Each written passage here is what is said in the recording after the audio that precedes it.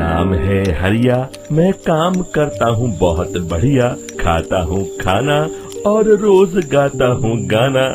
अरे यार, आज तो बहुत देर हो गई। इस खतरनाक जंगल को देखकर तो मेरे हाथ पैर ठंडे हो गए हैं। अगर मैं वक्त पर गांव नहीं पहुंचा तो मालिक बहुत नाराज हो जाएंगे। तभी हरिया को एक आवाज सुनाई देती है। सुनिए हरु जी। अरे, ये आवाज किसने दी?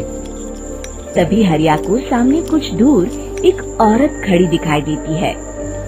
अरे भाई, ये औरत अकेली इतनी रात को इस जंगल में क्या कर रही है? चलकर पूछना पड़ेगा। फिर हरिया अपनी बैलगाड़ी उस औरत के सामने लाकर रोक देता है और उससे पूछता है। अरे सुनिए, आप इतनी रात को इस खतरनाक जंगल में अकेली क्या कर रही हैं? तभी वो औरत मीठी आवाज में कहती है। अरे हरु जी, आप आ गए। मैं कब से आपका इंतजार कर रही थी। वैसे तो यहाँ से काफी लोग गुजर चुके हैं, लेकिन मैं खास आपका इंतजार कर रही थी। अच्छा, तुम सच कह रही हो? मुझे तो यकीन नहीं हो रहा है। वो क्या है ना, आज तक किसी ने मुझसे इतने प्यार से बात नहीं की। हाँ हाँ हरु जी, मैं सच कह रही हूँ। अब देर मत करिए और जल्दी से मुझे मेरे घर तक छोड़ दीजिए। हाँ हाँ, कौन सी बड़ी बात है, अभी छोड़ देता हूँ। आप मेरे पीछे बैलगाड़ी में बैठ जाइए और मुझे रास्ता बताते चलिए। फिर वो औरत हरिया की बैलगाड़ी में बैठ जाती है और हरिया बैलगाड़ी हाँकता हुआ आगे चल पड़ता है। फिर उस औरत के बताए हुए रास्ते पर चलते चलते हरिया बैलगाड़ी लेकर एक काली गुफा के आगे आकर रुक जाता है। हरिया उस औरत से पूछता है। हाँ देवी जी, आपका घर कहाँ है? यहाँ तो एक गुफा के अलावा और कुछ नहीं है। तभी अचानक वो औरत हवा में उड़ने लगती है। देखते ही देखते उसका सुंदर रूप एक डरावनी चुड़ैल में बदल जाता है और वो जोर जोर से हंसती है। अरे तू तो एक नंबर का बेवकूफ निकला। तू तो बड़ी आसानी से मेरी बातों में आ गया। अरे मर गया रे, ये तो एक चुड़ैल है।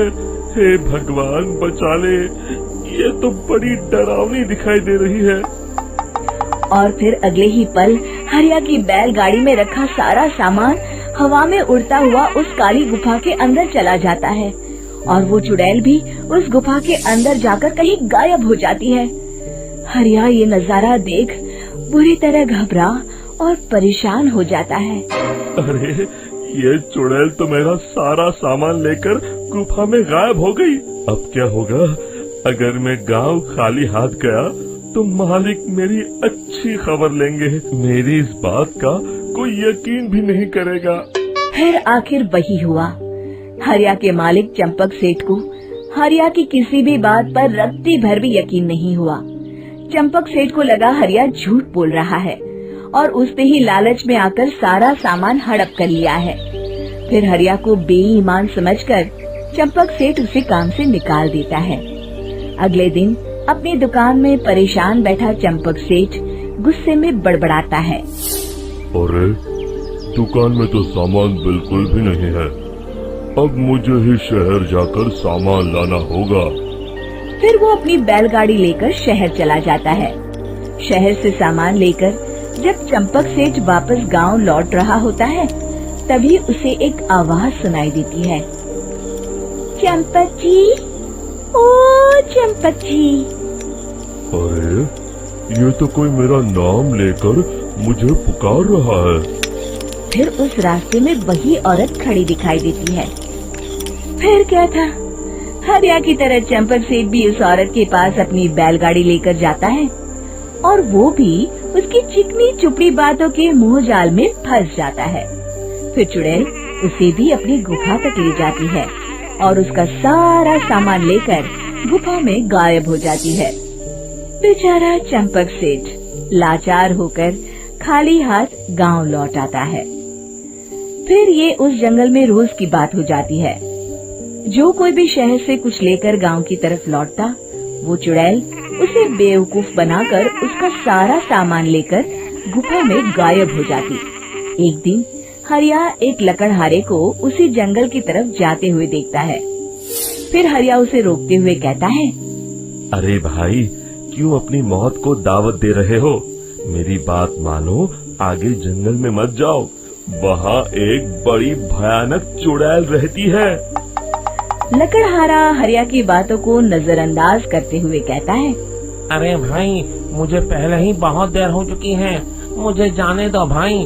शाम तक लकड़ियाँ काट कर शहर के बाजार में बेचना है। तुम अपनी ये कहानी किसी फुर्सत में बैठे इंसान को सुनाओ, मैं तो चला। इतना कहकर लकड़हारा वहाँ से आगे जंगल की तरफ चला जाता है। फिर अगले दिन गांव के मुखिया के घर के बाहर बहुत सारे लोग जमा हो जाते हैं। तभी हाथ में कुल्हाड़ी लिए खड़ा लकड़हारा कहता है, अरे मुखिया जी, अब आप ही हमें बचाइए उस जंगल वाली चुड़ैल से। हमारा सारा काम तो शहर से ही होता है। अरे मुखिया जी, उस चुड़ैल की वजह से तो मैं पूरी तरह बर्बाद हो गया हूँ। हम सबको मिलकर उस चुड़ैल का कोई इलाज करना पड़ेगा। तभी भीड़ में खड़ा बीरा कहता है, आप लोग चिंता मत करिए, कल से वो चुड़ैल किसी को नहीं लूट पाएगी। मेरे पास एक बहुत अच्छी तरकीब है। तभी चंपक सेठ उसका मजाक उड़ाते हुए कहता है, अरे तेरा नाम वीरा है तो क्या हुआ? तूने अभी उस चुड़ैल को देखा नहीं है? जाकर अपना काम कर, बड़ा आया। तब मुखिया जी कहते हैं, नहीं नहीं चंपक सेठ, मुझे लगता है हमें इस लड़के को एक मौका देना चाहिए। फिर सभी गांव वाले मुखिया जी की बातों से सहमत हो जाते हैं और वीरा शाम को एक बैलगाड़ी में कुछ सामान लादकर उस जंगल की ओर चल देता है। वीरा, ओ वीरा, कहाँ जा रहा है? तभी वीरा मुड़ के देखता है, वही चुड़ैल एक औरत के रूप में खड़ी है। अरे बहन जी, मैं आपको ही ढूंढ रहा था। देखिए, मैं आपके लिए क्या लाया हूँ। अरे वाह, तो खुद मेरे लिए इतना सामान लाया है। तू ही अकेला गांव में समझदार है। जरा देखो, मैं भी खोल के बड़े भूख लगी है। जैसे ही चुड़ैल उस सामान पर से कपड़ा हटाती है, एक भगवान शिव की तेज रोशनी उसके अंदर मूर्ति से निकलती है और चुड़ैल अपने असली रूप में आकर जलने लगती है। अरे मैं जल रही हूँ, बचाओ! बचाओ! ओम नमः शिवाय, मर गई मैं! देखते ही देखते वो चुड़ैल राख के साथ उड़ जाती है और सभी गांव वाले भी वहां आ जाते हैं। शिक्षा बुराई पे सदा अच्छाई की ही जीत होती है।